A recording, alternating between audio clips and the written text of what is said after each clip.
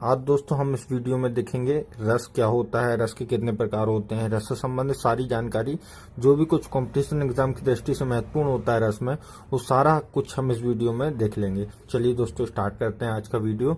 रस दोस्तों important topic है हिंदी ग्रामर में, और हमेशा कॉम्पिटिशन एग्जाम में एक क्वेश्चन या दो क्वेश्चन रस से संबंधित आते ही हैं। तो चलिए दोस्तों आज का अपना वीडियो स्टार्ट करते हैं। सबसे पहले देखते हैं रस। तो दोस्तों यहाँ पर सबसे पहले देखेंगे अपन कि रस क्या होता है। ठीक है, तो रस का जो शाब्दिक अर्थ है वो दोस्तों होता है आनंद। मतलब काव्य को पढ़ने या सुनने से जो आनंद की अनुभूति होती है उसे रस कहा जाता है। रस का शाब्दिक अर्थ है आनंद। ठीक है दोस्तों, यहाँ पर उसकी परिभाषा देखिए क्या लिखी है। काव्य को पढ़ने या सुनने से जिस आनंद की अनुभूति होती है उसे रस कहा जाता है। सिंपल दोस्तों, बहुत आसान है।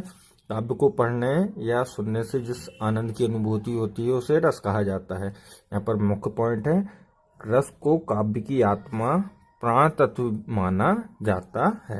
ये दोस्तों कई बार पूछा जाता है, काव्य की आत्मा किसे कहा जाता है, तो रस को कहा जाता है। ठीक है दोस्तों, ये महत्वपूर्ण पॉइंट है।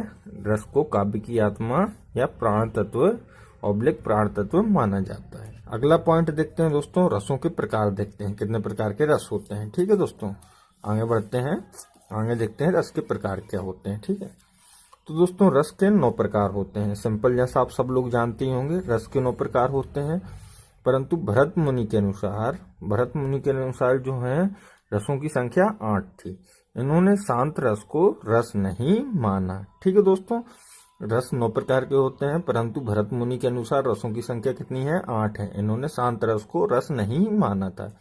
अब सूरदास जी ने क्या बोला था? सूरदास जी के अनुसार रसों की संख्या 11 है। 10वां रस है इनके अनुसार वात्सल्य, और 11वां रस है भक्ति रस। ठीक है दोस्तों, भरत मुनि के अनुसार रसों की संख्या 8 है। इन्होंने शांत रस को रस नहीं माना था। और सूरदास के अनुसार 11 है। इन्होंने 2 और जोड़ दिए, वात्सल्य और भक्ति। ठीक है दोस्तों, आगे देखते हैं।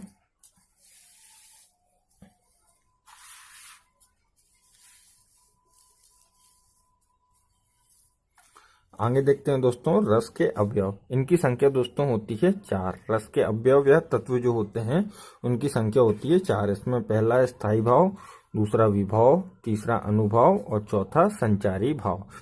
तो दोस्तों इनको हम देख लेते हैं, ये भी कई बार पूछे जाते हैं। ठीक है दोस्तों, तो सबसे पहले देखते हैं स्थायी भाव क्या होता है। सबसे पहले देखते हैं स्थायी भाव क्या होता है। ठीक है दोस्तों, जो भाव हमारे अंदर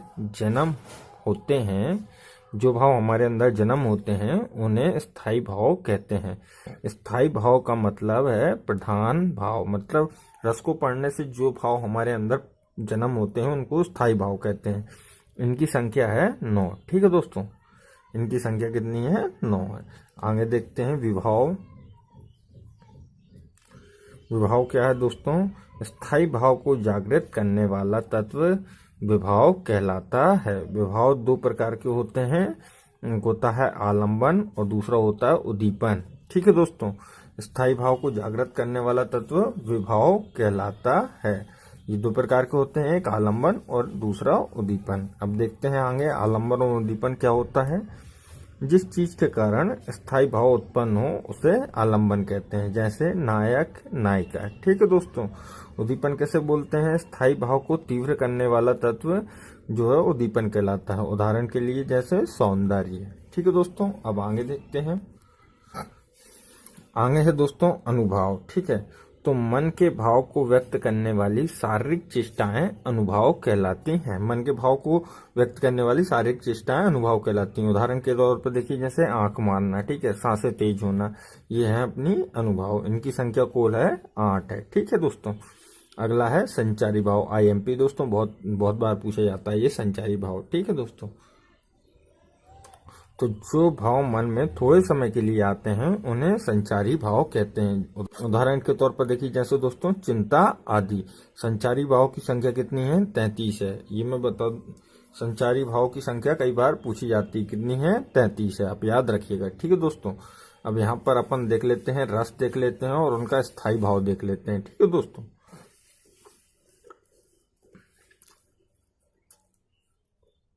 रस में दोस्तों वेरी IMP रहता है रस और स्थायी भाव। उसमें भी सबसे IMP है श्रृंगार रस। इसका स्थायी भाव हमेशा पूछा जाता है।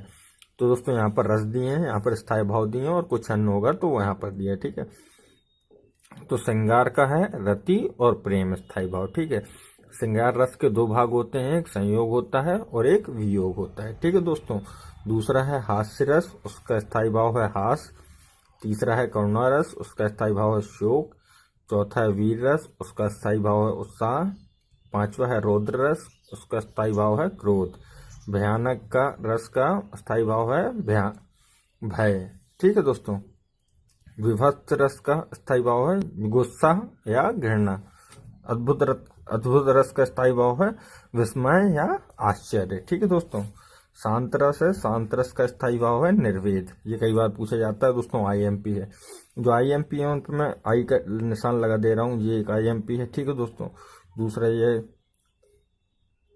विभत्स रस आईएमपी है। ठीक है, तीसरा ये शांत रस आईएमपी है, और वात्सल्य रस का स्थायी भाव है वात्सल्य या रीति, और भक्ति रस का स्थायी भाव होता है अनुराग। ठीक है दोस्तों, तो ये अपन ने स्थायी भाव देख लिए। अब सबसे महत्वपूर्ण पॉइंट, और जो जिसके लिए आप इस वीडियो में आए हैं कि रस को पहचानने की ट्रिक क्या होती है। तो दोस्तों यहाँ पर मैंने आपको बताई है, सबसे पहले मैं बताता हूँ आपको रस को पहचानने की ट्रिक। तो सबसे पहला रस आता है अपना श्रृंगार रस। ठीक है, तो दोस्तों सबसे ज्यादा आईएमपी है और जो पूछा जाने वाला है वो है अपना श्रृंगार रस। तो ठीक है दोस्तों, इसको पहचानने की ट्रिक क्या है। अगर आपको पंक्ति में सौंदर्य, वन, प्रकृति का वर्णन, बसंत ऋतु, इनका अगर मिल जाता है, अगर आपको वर्णन कहीं पे, तो वहां पर श्रृंगार रस होता है। ठीक है दोस्तों, अब ये उदाहरण के जरिए अपन समझते हैं। यहाँ पर जैसे देखिए, दुख ही जीवन की कथा रही, क्या कहूँ आज जो नहीं कही। तो दोस्तों सीधा सिंपल यहाँ पर दुख आ गया, मतलब करुणा रस हो जाएगा, इसमें करुण रस हो जाएगा। ठीक है दोस्तों, तो इसमें सिंपल दोस्तों करुण रस हो जाएगा। अब ये अगला है, देखिए जैसे वीरों का कैसा हो वसंत, तो सीधा वीर आ गया तो वीर रस हो जाएगा। ठीक है दोस्तों, वीर रस हो जाएगा। उसके बाद राम जपूं राम जपूं बावरे, तो सीधा भक्ति रस हो जाएगा। राम भगवान की बात हो गई, मतलब भक्ति वाले बात हो गया। ठीक है, चौथा है इन दांतों पर मोती वारूं, मतलब छोटे बच्चों के दांत होते हैं मोती जैसे, बड़ों के तो दांत खराब ही हो जाते हैं, लेकिन छोटे बच्चों के दांत रहते हैं मोती वाले, तो उसका हो जाएगा वात्सल्य रस। ठीक है, जब छोटे बच्चों के दांत आते हैं तो वो मोती जैसे होते हैं, तो इसमें वात्सल्य यानी बच्चों की हो गई, बच्चों के बारे में वर्णन हो गया, तो ये वात्सल्य रस हो जाएगा। तो दोस्तों सिंपली जो मुख्य रहता है वो अपना श्रृंगार रस रहता है। श्रृंगार रस को पहचानने में बड़ी डिफिकल्टी आती है, क्योंकि संयोग श्रृंगार भी रहता है, वियोग श्रृंगार भी रहता है। तो वियोग श्रृंगार और दुख करुणा रस, इन दोनों में बहुत कंफ्यूजन होता है। तो दोस्तों सौंदर्य, वन, प्रकृति और बसंत ऋतु, इनका अगर वर्णन है तो वहां पर क्या रहता है, श्रृंगार रस रहता है। दोस्तों ये था रस से संबंधित वीडियो। अगर वीडियो अच्छा लगा हो तो प्लीज वीडियो को लाइक करना।